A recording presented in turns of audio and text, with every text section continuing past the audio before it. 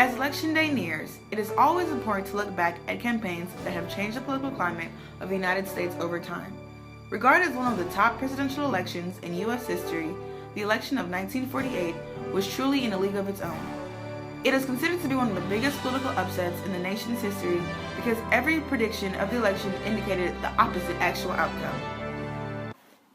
On November 3, 1948, the day after the U.S. presidential election, the front page headline of the Chicago Tribune read, "Dewey defeats Truman." But the report was incredibly wrong. In fact, Truman not only defeated Dewey, but Truman won both the popular vote and an overwhelming majority of the Electoral College.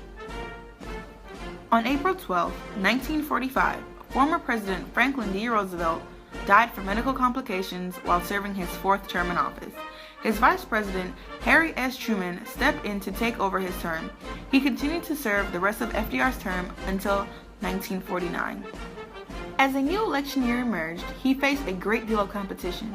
With two other main contenders, he ran as the incumbent for the Democratic Party with an aggressive populist platform.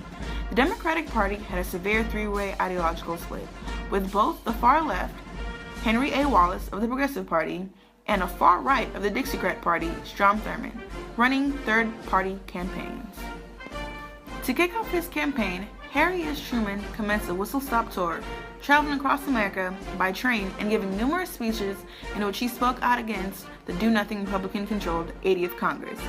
His supporters adopted the popular slogan, "Give him hell, Harry." Thomas E. Dewey ran for the Republican Party. The New York governor ran an uninspiring, secure campaign. One newspaper contended his four major speeches could be reduced into four sentences. Agriculture is important. Our rivers are full of fish. You cannot have freedom without liberty. The future lies ahead. Most news outlets did not believe in Truman's success and considered him to be unfit for presidency, which is why so many people believed in his failure. Print media continued to believe in Truman's failure, as many notable publishers predicted his loss. Perhaps the most notable is the Chicago Tribune.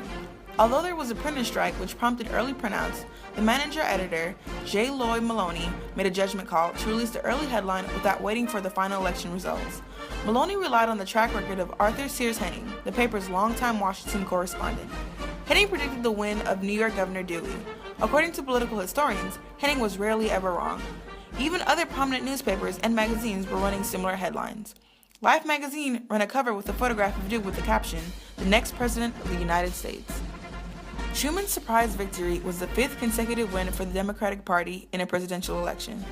As a result of the 1948 congressional election, the Democrats regained control of both houses of Congress, thus securing the Democratic Party as the nation's majority party, which would last until 1952.